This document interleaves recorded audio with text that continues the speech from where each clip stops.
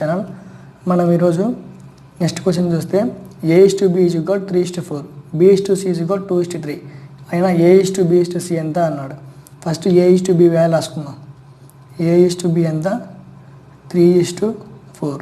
అలాగే B/C అంటే B/C ఇక్కడ B/C వాల్యూ ఎంత అంటే B కింద 2 రాసుకోవాలి. ఇక్కడ C వాల్యూ ఎంత 3. మనం ఏం చేయాలంటే ఇక్కడ C వాల్యూ ఏం రాయాలంటే పక్కన ఏ వాల్యూ ఉంటే అదే వాల్యూ ఇక్కడ రాసుకోవాలి. ఇక్కడ సేమ్ అంతే, ఇక్కడ పక్క వాల్యూ ఏముంటే అదే ఇక్కడ రాయాలి. 3 2 జా 6, 4 2 జా 8, 4 3 జా 12, మళ్ళీ 2 3 జా 2, 4 జా 2, 6 జా క్యాన్సిల్ అవుతుంది. కాబట్టి లాస్ట్ మనకి 3:4:6 అనేది A/B/C యొక్క నిష్పత్తి అవుతుంది.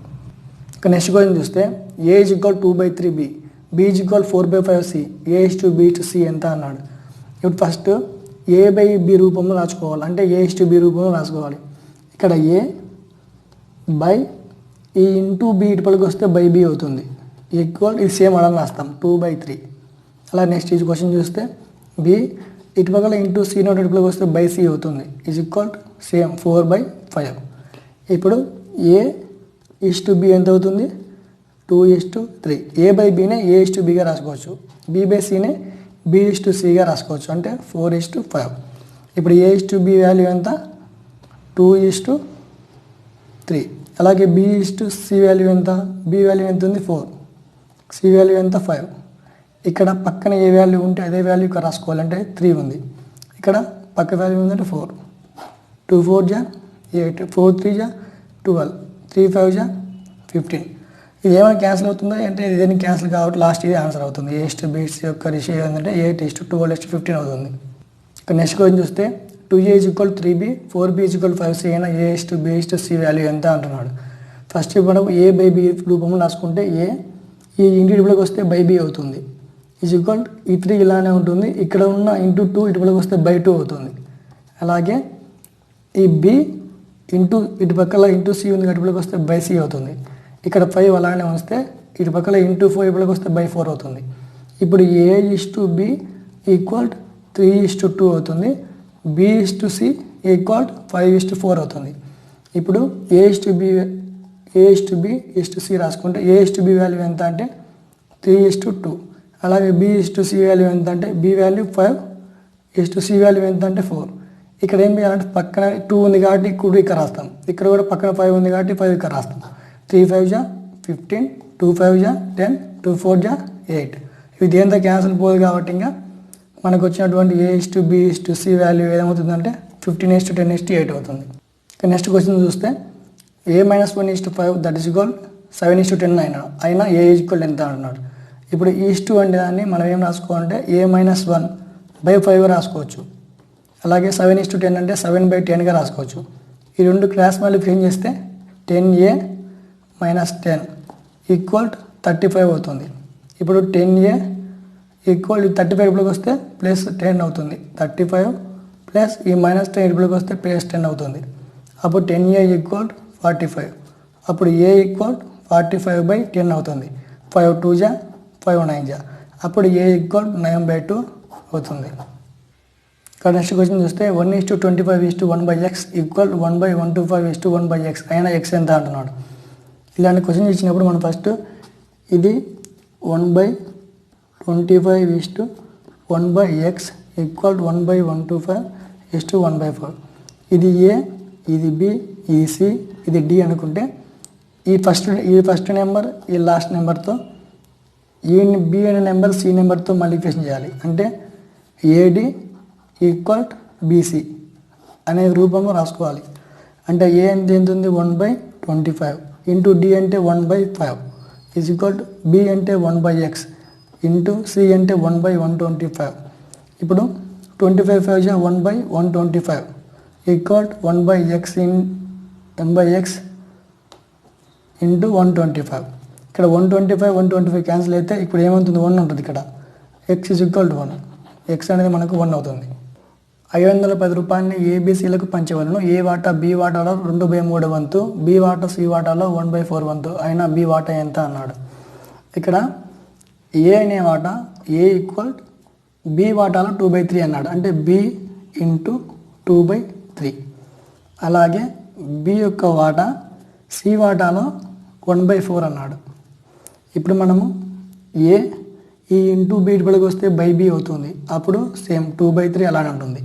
నెక్స్ట్ అదేవిధంగా బి ఇటుపక్కల ఇంటూ సి ఉన్న ఇటుపడికి వస్తే బై సి అవుతుంది, ఈక్వల్ టు 1/4 అలానే ఉంటుంది. ఇప్పుడు A/B సి రాస్తే A/B ఎంత అవుతుందంటే 2:3, B/C ఎంత ఉంటుంది, బి వాల్యూ ఎంత 1, ఇక్కడ సి వాల్యూ ఎంత ఉంది 4. ఇక్కడ ఈ వాల్యూ ఏ పక్కనే ఉంటే అది రాసుకోవాలి, ఇక్కడ సేమ్ అంతే, ఇక్కడ పక్కన వాల్యూ ఏముంటే అది రాసుకోవాలి. 2 1 జా 2, 3 1 జా 3, 4 3 జా 12 అవుతుంది. ఇక్కడ 15 18 మొత్తం టోటల్ పార్ట్స్ ఏంటంటే 18 పార్ట్స్. ఈ 18 పార్ట్స్ అనేది దేనికి ఈక్వల్ అన్నాడు, మొత్తం 510 సారీ 17 అవుతుంది. ఇది 17 టోటల్ ఎన్ని పార్ట్స్ అవుతుందంటే 17 3 జా 51 కాబట్టి 30. మొత్తం వచ్చేసి ఒక్కొక్క పార్ట్ 30. అప్పుడు ఏం కనుక్కోమన్నాడు, బి వాటా, బి సంబంధించి ఇది ఏకి సంబంధించిన 2 రేషియో, 3 అనేది బికి సంబంధించిన రేషియో, 12 అనేది సికి సంబంధించిన రేషియో. ఇప్పుడు ఏమన్నాడు, బి కనుక్కోమన్నాడు. బి వాటా ఎంత 3 అంటే 3 × 30 అప్పుడు 90 అవుతుంది. నెక్స్ట్ క్వశ్చన్ చూస్తే 1000 రూపీస్ని ఏ బి సిలకు పంచవలను.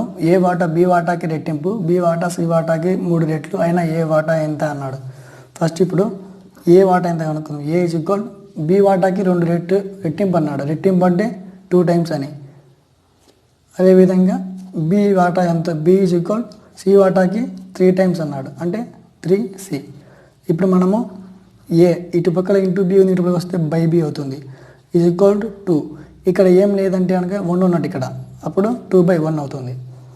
నెక్స్ట్ అదేవిధంగా B/C ఇంటూ సి ఇటుపక్కల వస్తే బై సి అవుతుంది. ఈ 3 ఇలానే ఉంటుంది. ఇటుపక్కల ఏం లేదంటే 1 ఉన్నట్టు, ఇటుపక్కల ఉన్న ఇంటూ 1 ఇటుపక్కల వస్తే బై 1 అవుతుంది. అప్పుడు A/B/C వాల్యూ ఎంత అంటే A/B ఎంత అంటే 2:1. ఇప్పుడు B/C బి వాల్యూ ఎంత 3, సి ఎంత 1. ఇక్కడ పక్కన ఏ వాల్యూ ఉంటే ఆ వాల్యూ రాసుకుంటాం. ఇక్కడ 1 ఇక్కడ 3, 2 3 జా 6, 3 1 జా 3, 1 1 జా 1. ఇప్పుడు టోటల్ ఎన్ని పార్ట్స్ అయ్యాయి అంటే 10 పార్ట్స్ అయ్యాయి. టోటల్ ఎన్ని 10 పార్ట్స్. ఇక్కడ ఏమన్నాడు, ఏబిసిలో కలిపి మొత్తం ఎంత అన్నాడు 1000 అన్నాడు. అంటే 10 అనేది మొత్తం 1000కి ఈక్వల్ చేయాలి.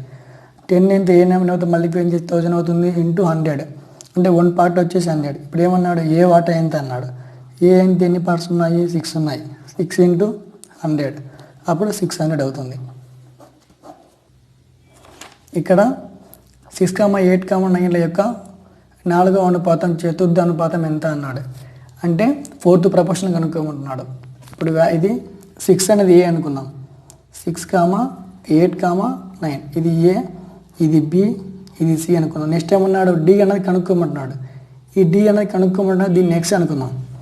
ఇప్పుడు మనకు ఫార్ములా ఏముంటుందంటే ఇలా ఉన్నప్పుడు చెప్పాను కదా, లాస్ట్ ఈ 2 నెంబర్స్ మల్టిప్లై చేయాలి. అంటే ఏడి ఈక్వల్ బీసీ చేయాలి. ఏ అంటే ఎంత ఉంది 6 ఇంటూ డి అంటే ఎంత ఉంది ఎక్స్ ఈక్వల్ టు బి అంటే ఎంత ఉంది 8 ఇంటూ సి ఎంత ఉంది 9. అప్పుడు 6x ఈక్వల్ 72.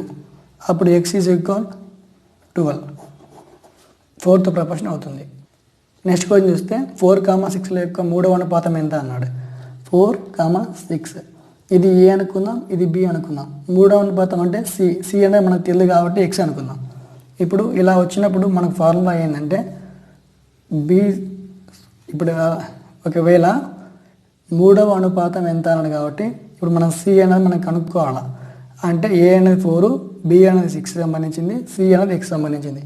ఇప్పుడు ఫార్ములా ఏంటంటే B² = AC అనే ఒక ఫార్ములా ఉంటుంది. దీని నుంచి మనం సి కనుక్కోవాలి కాబట్టి see that is equal B²/A అనే విధంగా రాసుకోవచ్చు. అంటే ఇప్పుడు సి మనకి ఎంతో తెలియదు కాబట్టి ఎక్స్ అనుకుందాం. X is equal to B² అంటే బి యొక్క స్క్వేర్ ఎంత, బి వాల్యూ ఎంత ఉంది, 6 ఉంది. 6² అంటే ఎంత ఉంది, ఇక్కడ 4 ఉంది, 4. అప్పుడు ఎక్స్ ఈజ్ ఈక్వల్ 6² అంటే 36/4. అప్పుడు 4 1 జా 4 9 జా. అప్పుడు సి వాల్యూ ఎంత అవుతుందంటే 3వ వాల్యూ ఎంత అవుతుందంటే 9 అవుతుంది. నెక్స్ట్ క్వశ్చన్ చూస్తే 8, 18ల యొక్క మధ్యమ అనుపాతం ఎంత కనుక్కోమంటున్నాడు. ఇప్పుడు 8, 18 అంటే ఇది వచ్చేసి ఏ, ఇక్కడ బి అనేది మనకి ఇవ్వలేదు. మధ్యమం అంటే బి అన్న వీళ్ళు మనకు కనుక్కోవాలంటే ఎక్స్ ఇది. నెక్స్ట్ సి అనే నెంబర్ మనకి ఇచ్చాడు.